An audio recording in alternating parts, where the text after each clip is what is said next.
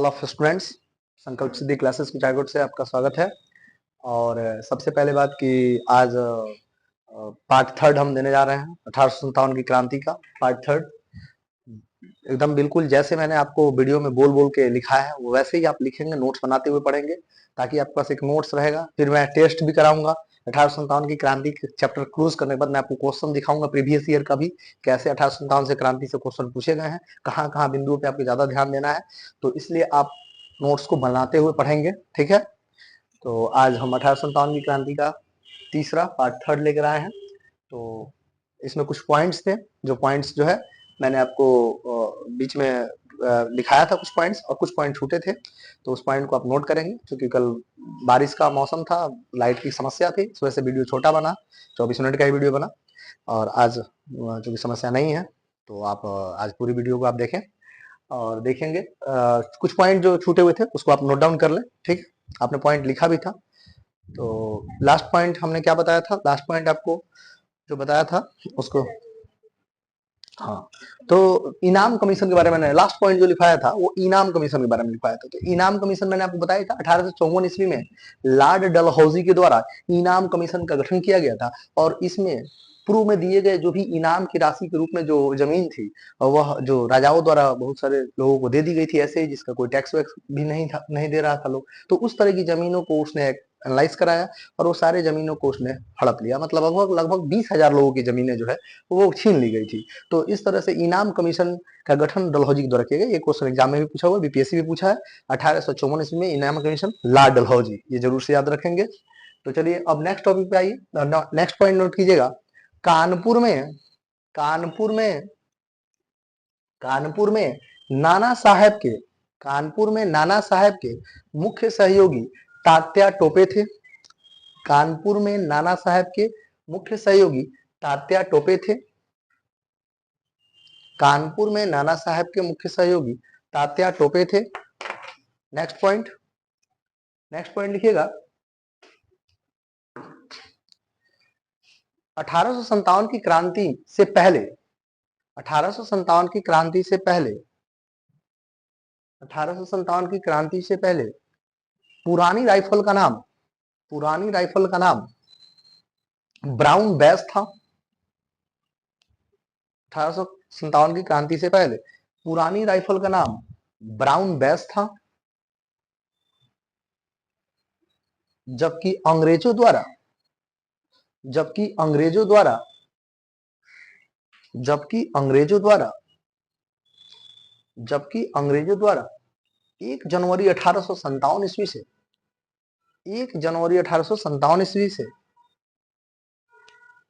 कहीं कहीं दिसंबर 1856 भी देता है, तो आप उसको ज्यादा लाइट मत लीजिएगा। उसको 57 अगर ऑप्शन ज्यादा है तो वहां यूज कर लीजिएगा, नहीं है तो आप दिसंबर 1856 भी दे सकते हैं, कोई दिक्कत नहीं। इसलिए ज्यादा परेशान होने की जरूरत नहीं है डेट में। 1 जनवरी 1857 ईस्वी को अंग्रेजों द्वारा न्यू इनफील्ड राइफल का प्रयोग किया गया। न्यू इनफील्ड राइफल का न्यू इनफील्ड राइफल का प्रयोग प्रारंभ हुआ जनवरी 1857 ईस्वी। न्यू इनफील्ड राइफल का प्रयोग न्यू इनफील्ड राइफल का प्रयोग न्यू इनफील्ड राइफल का प्रयोग प्रारंभ किया गया। अब तो आपको ये आइडिया हो गया कि पहले ब्राउन बैस चल रहा था, लेकिन यह जो राइफल बना वो न्यू इनफील्ड राइफल था। आगे लाइन लिखिएगा। इसके बाद न्यू इनफील्ड राइफल का प्रयोग किया गया। इस नए राइफल के कारतूस में इस नए राइफल के कारतूस में इस नए राइफल के कारतूस में इस नए राइफल के कारतूस में इस नए राइफल के कारतूस में इस नए राइफल के कारतूस में गाय और सूअर की चर्बी का प्रयोग किया जा रहा था। गाय और सूअर की चर्बी का प्रयोग किया जा रहा था। इस कारतूस को प्रयोग में लाने से पहले इस कारतूस को प्रयोग में लाने से पहले इस कारतूस को प्रयोग में लाने से पहले इसे दांत से इसमें लगे चमड़े को दांत से खींचना पड़ता था। इस कारतूस में लगे गाय और सूअर की चर्बी को प्रयोग में लाने, इस कारतूस को प्रयोग में लाने से पहले, ऐसा लिखें आप, इस कारतूस को प्रयोग में लाने से पहले दांत से खींचना पड़ता था। इस कारतूस को प्रयोग में लाने से पहले इसमें लगे चमड़े को, इसमें लगे चमड़े को दांत से खींचना पड़ता था, दांत से खींचना पड़ता था। यह नया कारतूस, यह नया कारतूस दांत से खींचना पड़ता था। इसमें देखिए, यह नया कारतूस, यह नया कारतूस दमदम, यह नया कारतूस दमदम, कोष्ठ में कलकत्ता लिखिएगा, ये कलकत्ता का ही स्थल है दमदम। यह नया कारतूस दमदम, कोष्ठ में कलकत्ता जरूर लिखिएगा, कलकत्ता में बन रहा था या बनाया जा रहा था। यह नया कारतूस दमदम कलकत्ता में बनाया जा रहा था।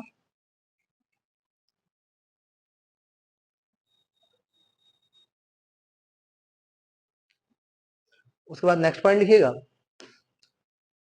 पॉइंट चेंज कर दीजिए आप, क्योंकि पॉइंट वाइज थोड़ा कुछ पॉइंट था वो मैं लिखवाया, मैं वो चाह रहा था उसको लिखवा दूं थोड़ा सा।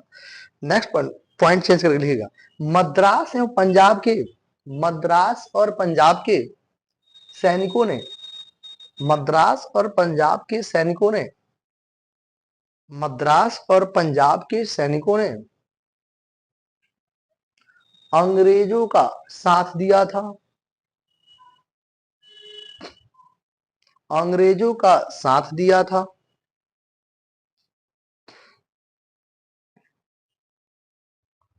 अंग्रेजों का साथ दिया था।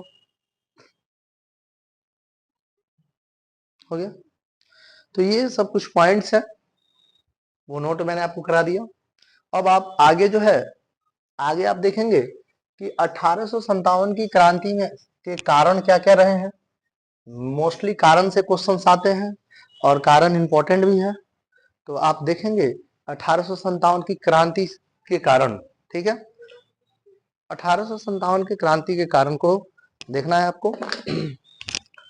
तो देखें 1857 की क्रांति के कारण, 1857 की क्रांति के कारण, क्लियर है। कारण को देखेंगे, कुछ कारण जो मुख्य कारण है। पहला 1857 की क्रांति का कारण, पहला कारण है आर्थिक कारण।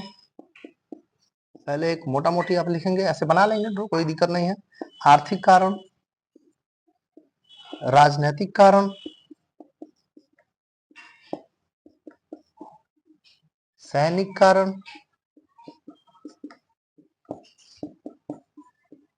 धार्मिक कारण,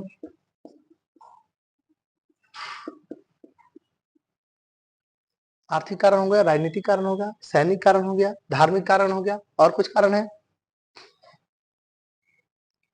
आर्थिक कारण, राजनीतिक कारण, सैनिक कारण, धार्मिक कारण, तत्कालीन कारण भी आप लिख लीजिए। हालांकि मैंने आपको लिखवा दिया है ये बात कि तत्कालीन कारण चर्बी वाला कारतूस ही था, तो क्योंकि एग्जाम में ये पूछा हुआ है तो ये तत्कालीन कारण में आप इसको लिख सकते हैं, कोई दिक्कत नहीं है। तो एक सामाजिक कारण सबसे इंपॉर्टेंट है, ये भी इंपॉर्टेंट है। सामाजिक कारण, सामाजिक कारण,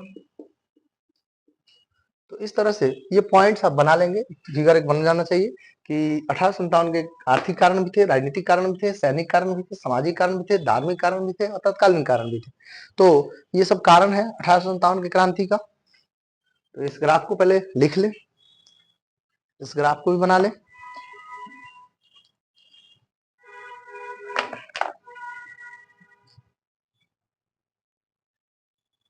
इस ग्राफ को बना ले। हालांकि मैं आपको पॉइंट में भी लिखवा देता हूँ, पॉइंट में भी आप करके लिख सकते हैं। जैसे आप ऐसे भी लिख सकते हैं, पॉइंट देके यहाँ पॉइंट दे दे तो लिख दे। आर्थिक कारण, राजनीतिक कारण, राजनीतिक कारण, सामाजिक कारण,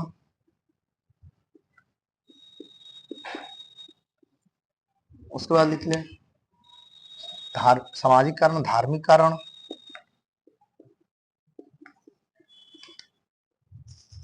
सैनिक कारण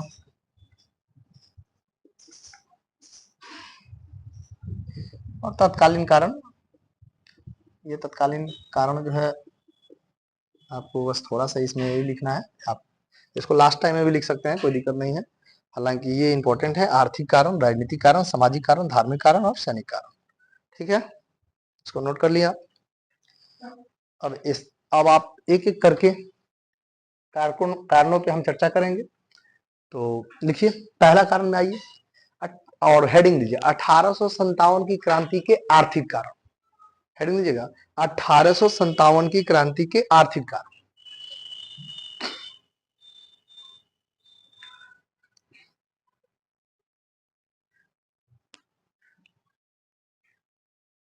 चलिए, तो उसमें लिखिएगा पहला पॉइंट देख लिखिएगा, दोषपूर्ण लगान व्यवस्था।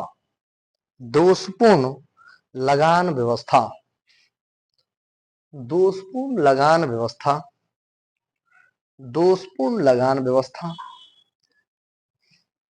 उसमें लिखिएगा वारेन हेस्टिंग के द्वारा, उस पॉइंट में लिखिएगा वारेन हेस्टिंग्स के द्वारा, वारेन हेस्टिंग्स के द्वारा, वारेन हेस्टिंग्स के द्वारा एक वर्षीय लगान व्यवस्था का, वारेन हेस्टिंग के द्वारा एक वर्षीय लगान व्यवस्था प्रारंभ किया गया। वारेन हेस्टिंग के द्वारा एक वर्षीय लगान व्यवस्था प्रारंभ किया गया। वारेन हेस्टिंग के द्वारा एक वर्षीय लगान व्यवस्था प्रारंभ किया गया, जो असफल रहा, जो असफल रहा।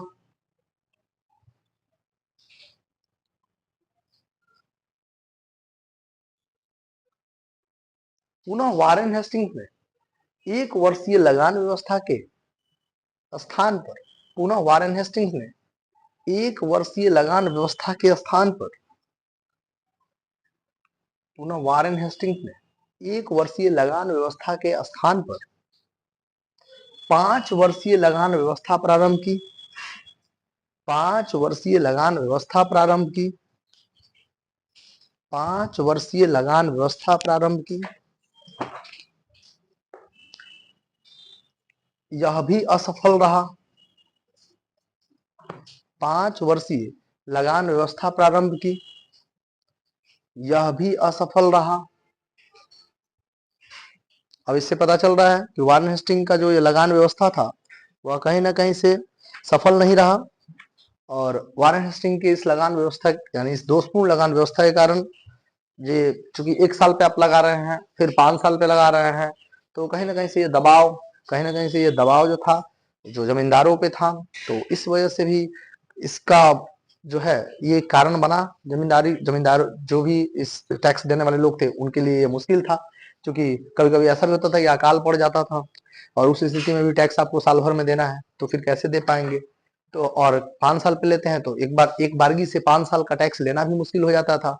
तो इस स्थिति में यह दोषपूर्ण लगान व्यवस्था जो है कहीं ना कहीं से एक कारण बना, एक दबाव बना जन पे या फिर जमींदार पे या जो जमीन से जुड़े हुए लोग थे उन पे, और इसके ये भी एक कारण बन गया।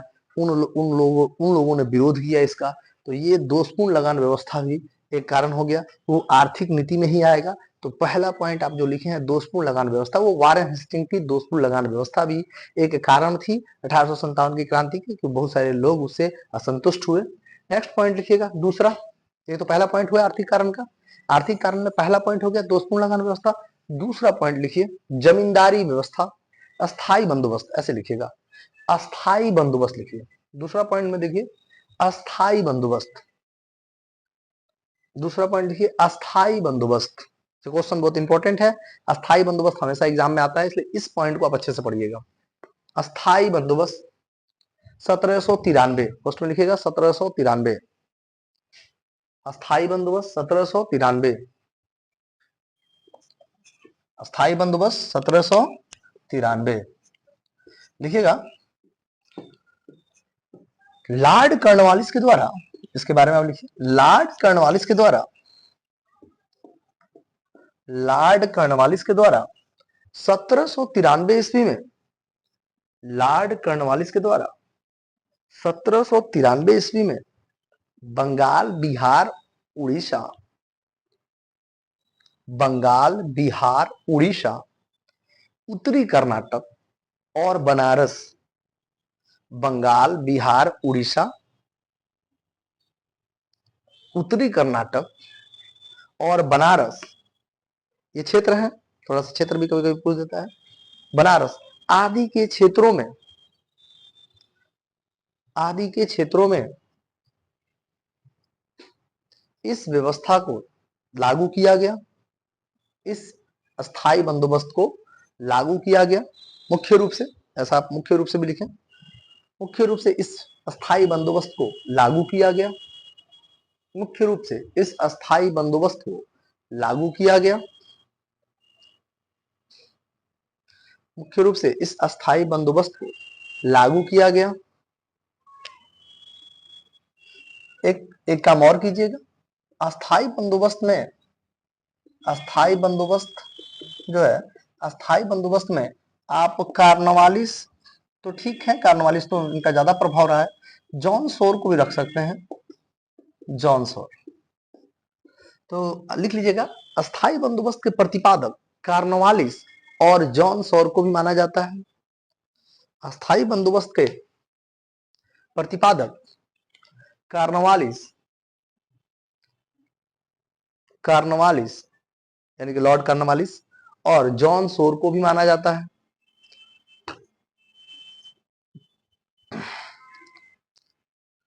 देखिएगा, इस व्यवस्था के तहत, उसमें पॉइंट देके लिखिएगा, अस्थाई बंदोबस्त नहीं लिखना है, इस व्यवस्था के तहत, इस व्यवस्था के तहत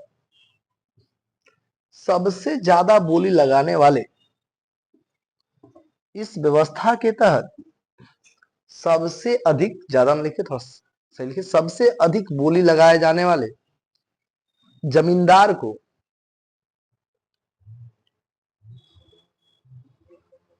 सबसे अधिक बोली लगाए जाने वाले जमींदार को जमीन का पट्टा, जमीन का पट्टा अस्थाई रूप से दे दिया जाता था।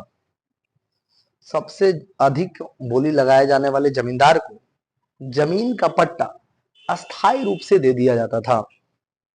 मतलब आप समझ रहे होंगे, अस्थाई रूप से दे दिया जाता था, अस्थाई रूप से दे दिया जाता था। सबसे अधिक बोली लगाए जाने वाले जमींदार को जमीन का पट्टा अस्थाई रूप से दे दिया जाता था।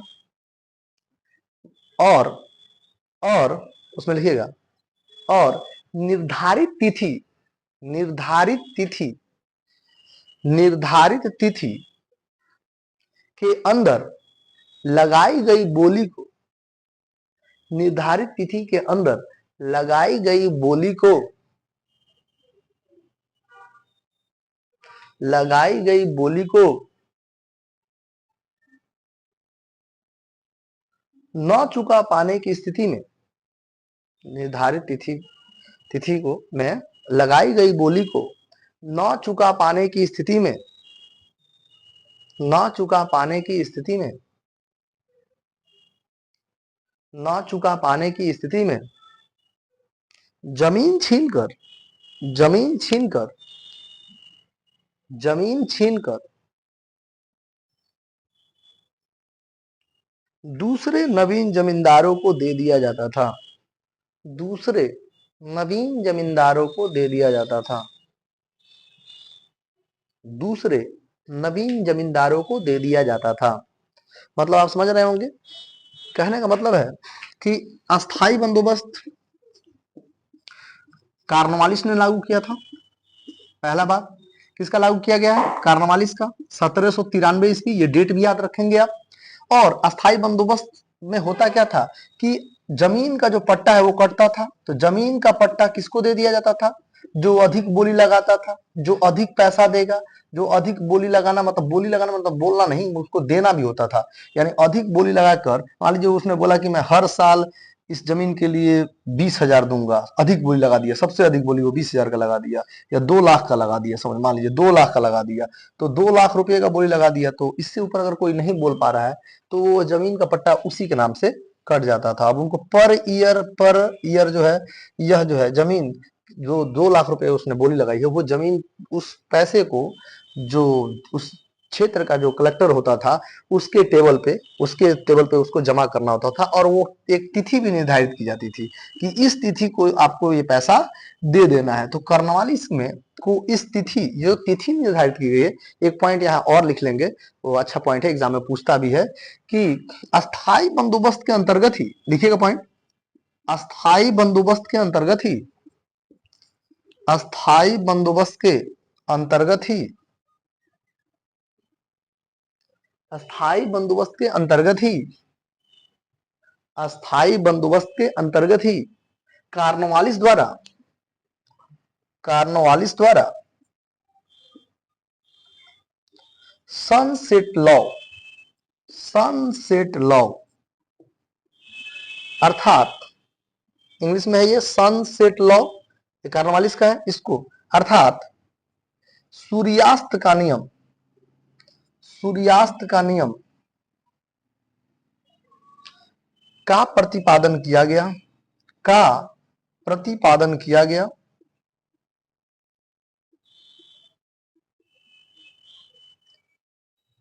सनसेट लॉ यानी सूर्य अर्थात सूर्यास्त का नियम, सूर्यास्त के नियम का प्रतिपादन किया गया। पॉइंट आप लिख रहे होंगे तो लिखे होंगे, अस्थाई बंदोबस्त के अंतर्गत ही कार्नवालिस द्वारा सनसेट लॉ अर्थात अर्थात सूर्यास्त का नियम, अर्थात सूर्यास्त का नियम का प्रतिपादन किया गया। अब ये सूर्यास्त का नियम क्या था, इसके बारे में लिख ले। इस नियम के तहत यानी सूर्यास्त के नियम के तहत, सूर्यास्त के नियम के तहत,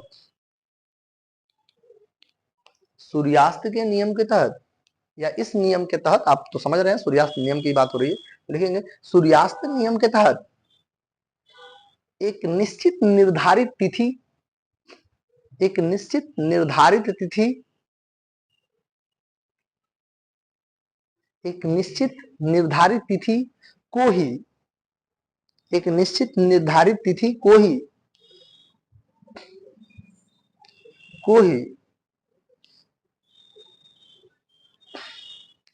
को ही नजदीकी अधिकारी के कार्यालय में, नजदीकी ब्रिटिश अधिकारी के कार्यालय में, नजदीकी ब्रिटिश अधिकारी के कार्यालय में सूरज डूबने से पहले, सूरज डूबने से पहले जमा किया जाना होता था, यानी कि लगान का दर जमा किया जाना था। कहां तक हुआ, नजदीकी ब्रिटिश अधिकारी के दफ्तर में, के दफ्तर में, नजदीकी ब्रिटिश अधिकारी के दफ्तर में सूर्यास्त होने से पहले, सूर्यास्त होने से पहले जमा करना होता था।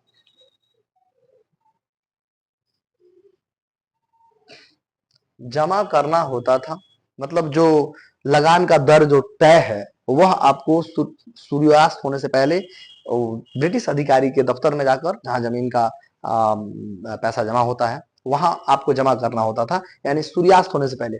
लिखिएगा एक पॉइंट उसमें और भी, अगर ऐसा ऐसा ना होने पर, उसमें ऐड कर लीजिए, ऐसा ना होने पर उस जमीन का पट्टा,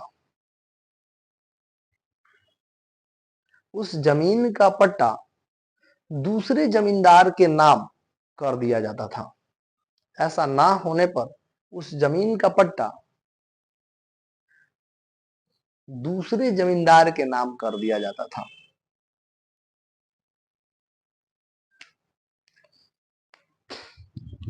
ऐसा ना होने पर, ऐसा ना करने पर या ना होने पर जमीन का पट्टा दूसरे जमींदार के नाम कर दिया जाता था। और इस प्रकार, और इस प्रकार, और इस प्रकार इस अस्थाई बंदोबस्त ने, और इस प्रकार इस अस्थाई बंदोबस्त ने, और इस प्रकार इस अस्थाई बंदोबस्त ने, और इस प्रकार इस अस्थाई बंदोबस्त ने, इस अस्थाई बंदोबस्त ने नवीन जमींदारों, नवीन जमींदारों को, नवीन जमींदारों का नवीन जमींदारों का उदय किया। इस अस्थाई बंदोबस्त ने नवीन जमींदारों का उदय किया, नवीन जमींदारों को का उदय हुआ। चाहे ऐसा लिख लीजिए, इस अस्थाई बंदोबस्त ने नवीन जमींदारों का उदय किया। इस अस्थाई बंदोबस्त ने नवीन जमींदारों का उदय किया, मतलब नए जमींदार आ गए, नवीन जमींदारों का उदय किया। इस अस्थाई बंदोबस्त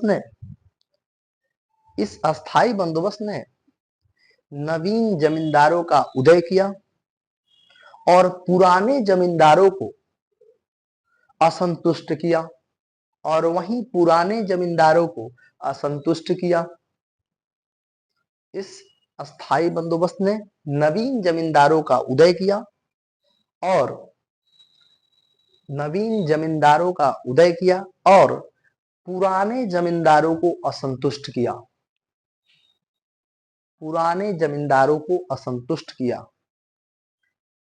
और इस प्रकार पुराने जमींदारों को असंतुष्ट किया और पुराने जमींदारों को असंतुष्ट किया और इस प्रकार पुराने जमींदार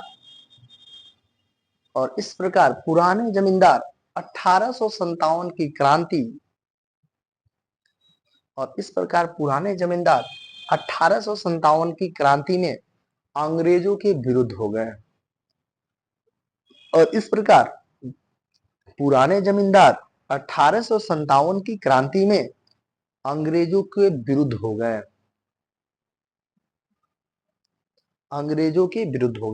तो ये आर्थिक कारण में अस्थाई बंदोबस्त एक कारक बना, क्योंकि अस्थाई बंदोबस्त ने दो तरह के जमींदारों को पैदा किया। एक तो पहले पुराने जमींदार थे और उसके बाद उनसे जमीन छीन कर दूसरे को दिया, तो वो नए जमींदार हो गए। तो इस प्रकार जो है अस्थाई बंदोबस्त ने पुराने जमींदारों को असंतुष्ट कर उनको अपना विरोधी बना दिया, और इस तरह से 1857 की क्रांति में उन पुराने जमींदारों ने भी 1857 की क्रांति में भाग लिया और अंग्रेजों का विरोध किया। तो एक कारण यहाँ है अस्थाई, ये आर्थिक कारण ही था जो 1857 की क्रांति का एक कारण ये भी बनता है। और एक पॉइंट और वहां नोट कर लेंगे, एक पॉइंट और नोट करेंगे, नोट में लिखेंगे, उसको नोट में लिखेंगे अस्थाई बंदोबस्त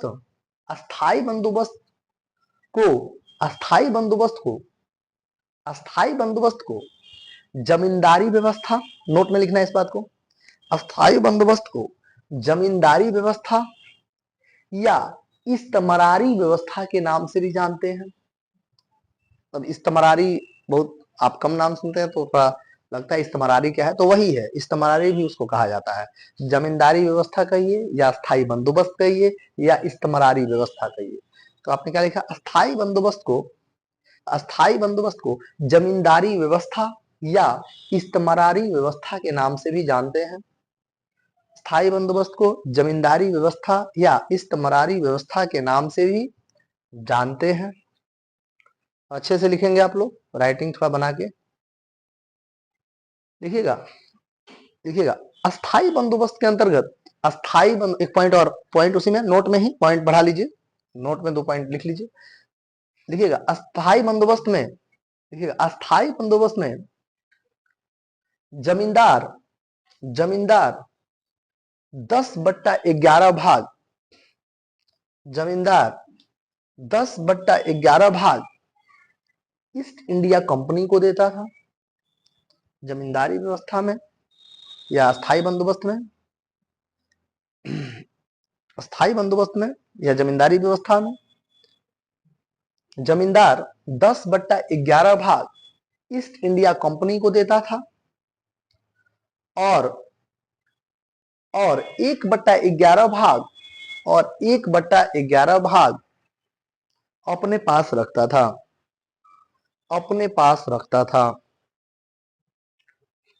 यानी अस्थाई बंदोबस्त में 10/11 भाग वो किसको दे दिया, ब्रिटिश को दे दिया, ब्रिटिश गवर्नमेंट को दे दिया, यानी ब्रिटिश जो यहाँ पे शासन कर रही है ईस्ट इंडिया कंपनी है, जो तो ईस्ट इंडिया कंपनी का शासन चल रहा है, तो 10/11 भाग यहाँ दे दिया और बच गया कितना 1/11। यही 1/11 भाग से ये जमींदार संतुष्ट होते थे।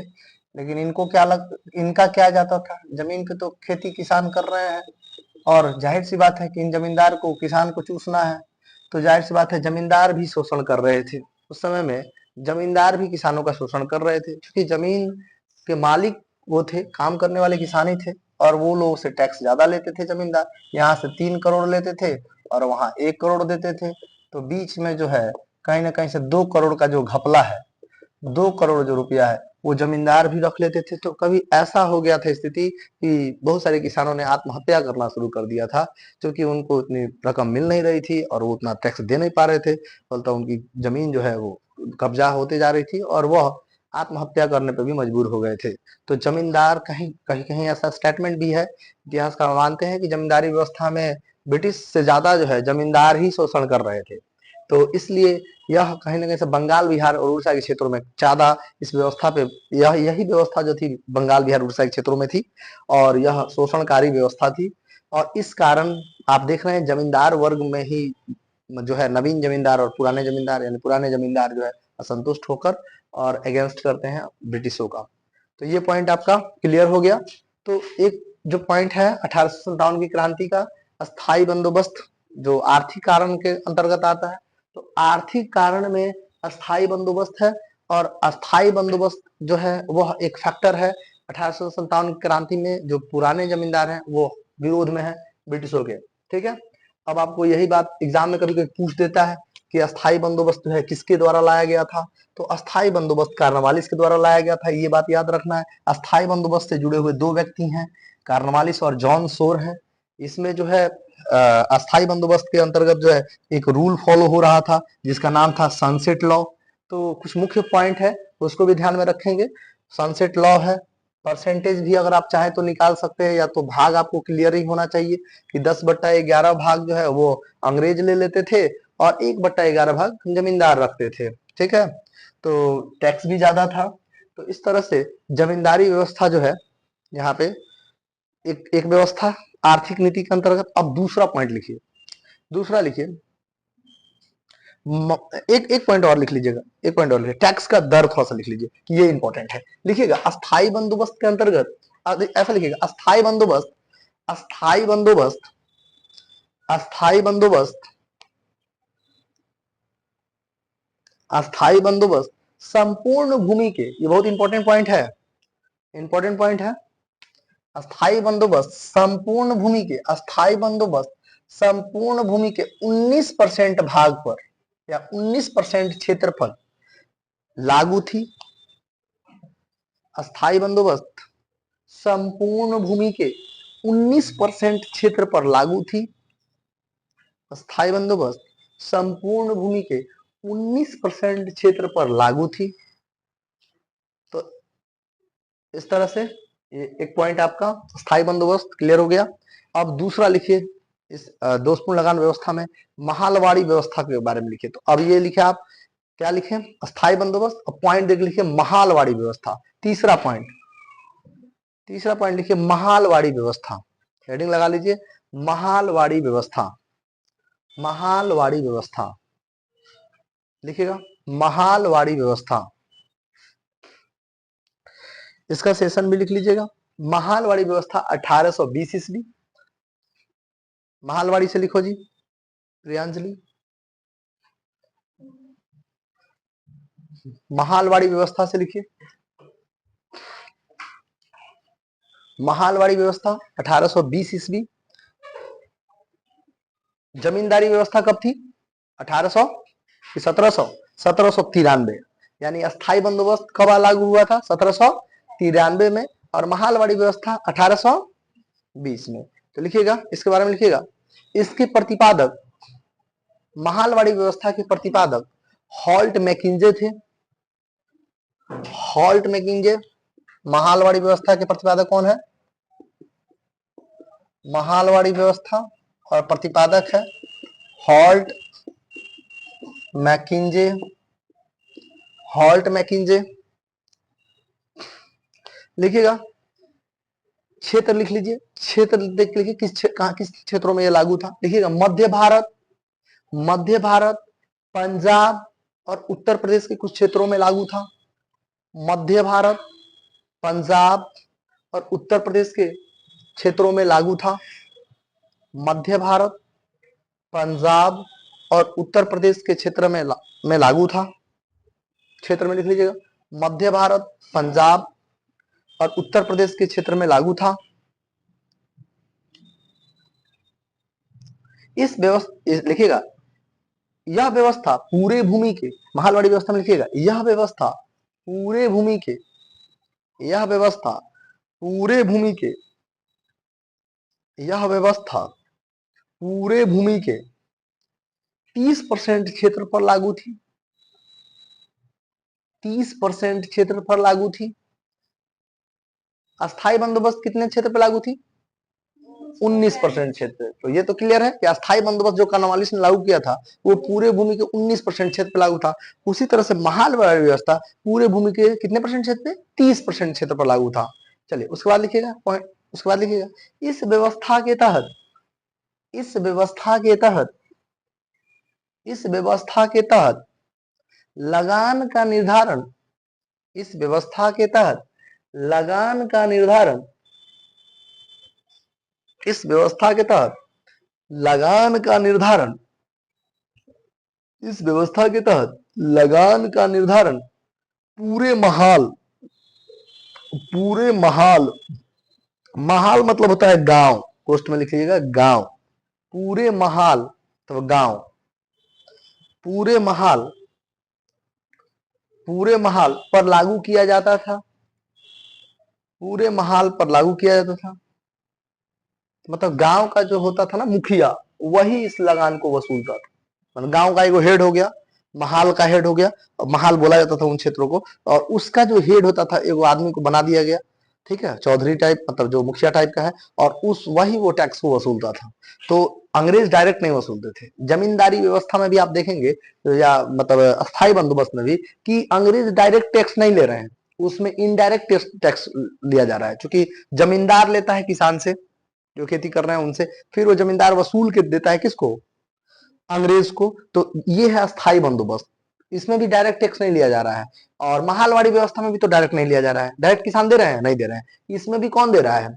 इसमें भी वही लोग दे रहे हैं जो मतलब बीच वाले लोग हैं, उन्हीं लोगों से अंग्रेज डायरेक्ट ले रहे हैं। उनको मतलब नहीं है कि आप गांव के लोगों से क्या ले रहे हैं नहीं ले रहे हैं। आपको एक निर्धारित कर दिया गया, इस गांव से इतना आपको टैक्स देना है, और वह टैक्स आपको जो है महाल के द्वारा जो है, तो गांव के मुखिया के द्वारा जो है वसूल के और अंग्रेज को दे दिया जाता था। तो इसमें भी बिचौलिया वर्ग, अस्थाई बंदोबस्त में भी बिचौलिया वर्ग, ठीक है।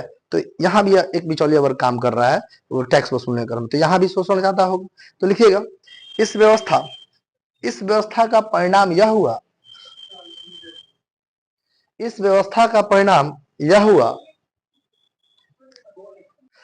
तो मैंने आपको बताया कि आर्थिक व्यवस्था के अंतर्गत हमको पढ़ना था। तो आर्थिक व्यवस्था में अस्थाई बंदोबस्त, अस्थाई बंदोबस्त में भी बिचौलिया वर्ग थे, जमींदार बिचौलिया थे वहां, और महालवाड़ी व्यवस्था में मुखिया बिचौलिया था। और इस यह जो है इस क्षेत्र में अगर आप देखें तो महालवाड़ी व्यवस्था में क्या था, इसका परिणाम क्या हुआ? हाँ कोई दिक्कत नहीं है, तो फिर उसको कट करके लगा दीजिए, कट हो जाएगा ना। तो महालवाड़ी व्यवस्था में जो है इसका परिणाम क्या होगा? अब ये जो मुखिया टाइप के लोग थे, ये लोग शोषण ज्यादा करेंगे, तो इसमें भी जमीन बेचा बेची होगा। और इसके लिए वो लोग क्या करेंगे, सूदखोर जो लोग हैं, जो सूद पे पैसा देते हैं, महाजन जो लोग हैं, उन लोगों का अब जो है दबाव बढ़ जाएगा। उन लोगों का दबाव क्या होगा? बढ़ जाएगा। तो लिख लीजिए परिणाम में, लिखिएगा यहाँ पे, महालवाड़ी व्यवस्था के तहत, महालवाड़ी व्यवस्था का परिणाम, मतलब एक लाइन में भी लिख सकते हैं, महालवाड़ी व्यवस्था का परिणाम, महालवाड़ी व्यवस्था का परिणाम, सूदखोर एवं महाजन का जंग, सूदखोर एवं महाजन का जंग, सूदखोर एवं महाजन का जंग। सूदखोर व्यक्ति और महाजन का क्या होगा? जंग हो जाएगा। अब महाजन पे पड़ा रहेगा, वो पैसा दे रहा है भाई, अब लगान तो ज्यादा हो रहा है, भर नहीं पा रहा है, तो पैसा ले रहा है, फिर उस पैसे को लेकर महाजन और सूदखोर के बीच क्या हो रहा है? जंग हो जा रहा है। तो ये परिणाम हो गया महालवाड़ी व्यवस्था का। इसमें थोड़ा सा एक पॉइंट नोट में लिखिएगा, इस व्यवस्था में ब्रिटिश राजस्व व्यवस्था, इस व्यवस्था में ब्रिटिश राजस्व व्यवस्था, इस व्यवस्था में ब्रिटिश राजस्व व्यवस्था देखिएगा, इस व्यवस्था में ब्रिटिश राजस्व व्यवस्था प्रत्येक महाल, महाल मतलब गांव या जागीर भी कह सकते हैं, क्वेश्चन में आप उसको गांव और जागीर भी लिख सकते हैं। प्रत्येक महाल, क्वेश्चन में लिखिए गांव कॉमा जागीर, महाल मतलब गांव या जागीर के साथ स्थापित की गई, न कि कृषक के साथ, न कि कृषक के साथ। संक्षेप में बता देंगे आज का जो क्लास है, तो जो लोग थोड़ा सा लेट से आए उनको दिक्कत नहीं होना चाहिए। 1857 की क्रांति के आर्थिक कारणों में चर्चा हो रही है। पहला पॉइंट अस्थायी बंदोबस्त पढ़ाया गया, और अस्थायी बंदोबस्त में भी आप मैंने बताया तो 2-3 पॉइंट जो ज्यादा इंपॉर्टेंट है, वो सबसे ज्यादा इंपॉर्टेंट है कि अस्थायी व्यवस्था लॉर्ड कॉर्नवालिस के द्वारा लाया गया, 1793 में लाया गया, और अस्थायी बंदोबस्त के जनक लॉर्ड कॉर्नवालिस को माना जाता है, और जॉन सोर भी इसमें इसके प्रतिपादन में शामिल है। अगर क्षेत्र की बात की जाए तो बिहार, बंगाल, उड़ीसा, ठीक है, और बनारस के क्षेत्रों में जो है यह उत्तरी कर्नाटक के क्षेत्रों में जो है यह व्यवस्था लागू है, और उसके बाद से यह पूरे कुल भूमि के 19% क्षेत्र पे लागू। कितने परसेंट क्षेत्र पे? 19% क्षेत्र पे लागू है, ये इंपॉर्टेंट है। और इसमें जो लगान का व्यवस्था किया गया था वह 10/11 लगान जो है वह जमींदार को देना होता था ब्रिटिशों को, 10/11, और बच गया 1/11 वह अपने पास रखता था। इसके बाद भी जमींदारों ने बहुत शोषण किया। 1 करोड़ अगर डिस्ट्रिक्ट मजिस्ट्रेट को देना होता था तो वो 3 करोड़ वसूलते थे किसानों से, 2 करोड़ बीच का रख लेते थे। एक समय ऐसा भी आ गया था खास करके बंगाल के क्षेत्रों में, तो वहां आत्महत्या करने पर मजबूर हो गए थे किसान, ये स्थिति थी। और स्टेटमेंट भी आता है इतिहासकारों का कि जमींदारी व्यवस्था ने अंग्रेज तो शोषण उसमें किए, उससे ज्यादा कहीं जमींदारों ने शोषण किए। तो ये जमींदारी व्यवस्था, और इस व्यवस्था में मैं आपको बताऊं इसे इस्तमरारी व्यवस्था के नाम से भी जाना जाता है। इस व्यवस्था को इस्तमरारी व्यवस्था के नाम से भी जाना जाता है, जमींदारी व्यवस्था के नाम से जाता है, और मूल नाम इसका अस्थायी बंदोबस्त है। क्लियर है? जो कॉर्नवालिस के द्वारा प्रतिपादित किया गया था। इसमें एक रूल काम करता था, सनसेट रूल, जो सूर्यास्त का नियम कहते थे। इस सूर्यास्त के नियम के तहत एक निर्धारित तिथि फिक्स की जाती थी जमींदारों के साथ कि इस तिथि को इस डेट में, और सूर्य उदय होने अस्त होने से पहले, यानी सूर्य अस्त होने से पहले आपको दफ्तर में जाके, सरकारी दफ्तर में जाकर, और पैसा जो है, जो रकम है वो जमा कर देना है। अगर आप सूर्य उदय अस्त होने से पहले अगर पैसा नहीं जमा करते हैं तो यह जमीन का जो पट्टा है किसी नए जमींदार के नाम से काट दिए जाएंगे। तो इस तरह से इस तरह का बहुत ऐसा वारदात हुआ, और पुराने जमींदारों का जमीन छीन कर नए जमींदारों को दे दिया गया। तो नए जमींदार तो खुश हो गए और पुराने जमींदार असंतुष्ट हो गए, और यही पुराने जमींदार 1857 की क्रांति में अंग्रेजों का विरोध किए। तो आर्थिक कारण में एक कारण अस्थायी बंदोबस्त भी था। दूसरा क्या था? तीसरा पॉइंट इसमें दोषपूर्ण लगान व्यवस्था तो मैंने पहले बता दिया था, वारेन हेस्टिंग का। ये अस्थायी बंदोबस्त था कॉर्नवालिस का। और तीसरा महालवाड़ी व्यवस्था, जिसके प्रतिपादक जो है हॉल्ट मैकिंजे हैं। इसके प्रतिपादक कौन है? हॉल्ट मैकिंजे हैं। और इसका प्रतिपादन महालवाड़ी व्यवस्था कब से है? 1820 से है। और ये पूरे भारत के मतलब जो जमीन, जो भू क्षेत्र था, कुल भू क्षेत्र का 30% क्षेत्र पे लागू था। कितने परसेंट क्षेत्र पे? 30%। अस्थायी बंदोबस्त कितने परसेंट क्षेत्र पे लागू था? 19%। जबकि महालवाड़ी व्यवस्था कितने परसेंट क्षेत्र पे लागू था? 30% क्षेत्र पे लागू था। ठीक है। टैक्स का जो दर था इसमें 1/3 था।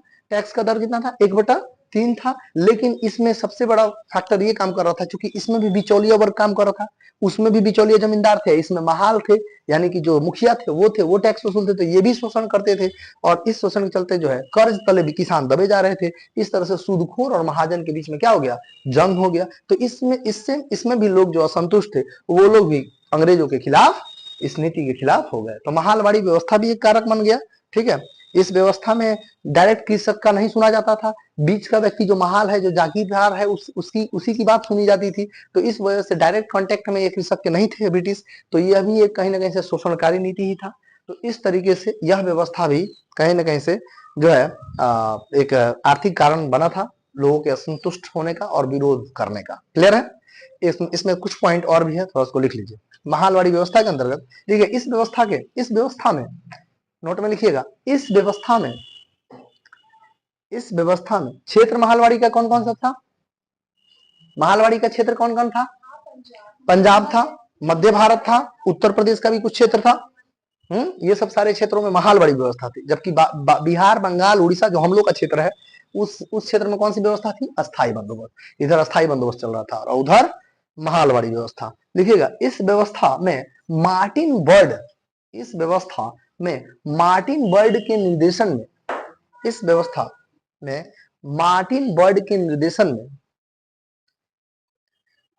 इस व्यवस्था में मार्टिन बर्ड के निर्देशन में पहली बार लगान तय करने के लिए, पहली बार लगान तय करने के लिए, पहली बार लगान तय करने के लिए मानचित्रों का प्रयोग किया गया था।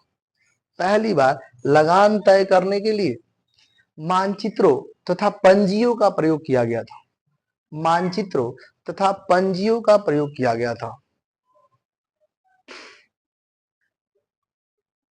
मानचित्रों का प्रयोग किया गया था, मानचित्रों और पंजियों का प्रयोग किया गया था। तो ये भी एक है। ऐसा क्वेश्चन पूछा है कि मार्टिन बर्ड का संबंध किस व्यवस्था से है, तो आप क्या बताइएगा? मार्टिन बर्ड का संबंध किस व्यवस्था से है? अस्थाई बंदोबस्त से है, महालवाड़ी से है कि रैयतवाड़ी व्यवस्था से है? तो महालवाड़ी व्यवस्था, क्योंकि मार्टिन बर्ड एक ऐसे व्यक्ति थे जिन्होंने मानचित्र बनाया इसके लिए, और वो मानचित्र के आधार पर जो लगान का दर तय किए। मतलब नक्शा जो आप आज देखते हैं ना, नक्शा, वो नक्शा वाला व्यवस्था जो है वो महालवाड़ी व्यवस्था का ही देन है। ठीक है, नक्शा तैयार किया गया और उस नक्शे के हिसाब से जो है लगान का दर तय किया गया। तो मार्टिन बर्ड की नीति थी इस महालवाड़ी व्यवस्था में। ठीक है, अब उसके बाद लिखिएगा रैयतवाड़ी व्यवस्था। नेक्स्ट पॉइंट लिखिए, रैयतवाड़ी व्यवस्था। रैयतवाड़ी व्यवस्था ये लास्ट व्यवस्था आर्थिक कानून में। रैयतवाड़ी, तीन तरह की व्यवस्था, अस्थाई बंदोबस्त, महालवाड़ी व्यवस्था, और तीसरा कौन है? रैयतवाड़ी व्यवस्था। लिखिएगा रैयतवाड़ी व्यवस्था। लिखिए, इस व्यवस्था के प्रतिपादक, इस व्यवस्था के प्रतिपादक रीड एवं मुनरो थे। इस व्यवस्था के प्रतिपादक रीड एवं मुनरो थे। रीड एवं मुनरो थे। रीड एवं मुनरो, रीड एवं मुनरो, कर्नल लगा देता है कहीं कहीं, कर्नल रीड एवं मुनरो। ठीक है, तो कर्नल रीड और मुनरो थे।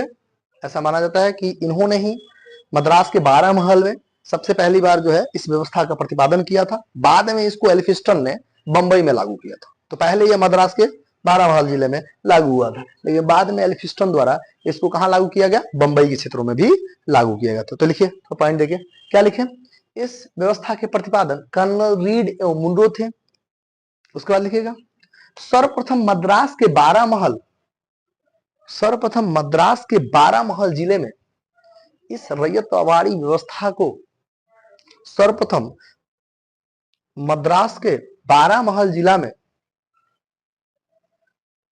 इस रैयतवाड़ी व्यवस्था को, इस रैयतवाड़ी व्यवस्था को लागू किया गया। इस रैयतवाड़ी व्यवस्था को लागू किया गया। इस रैयतवाड़ी व्यवस्था को लागू किया गया।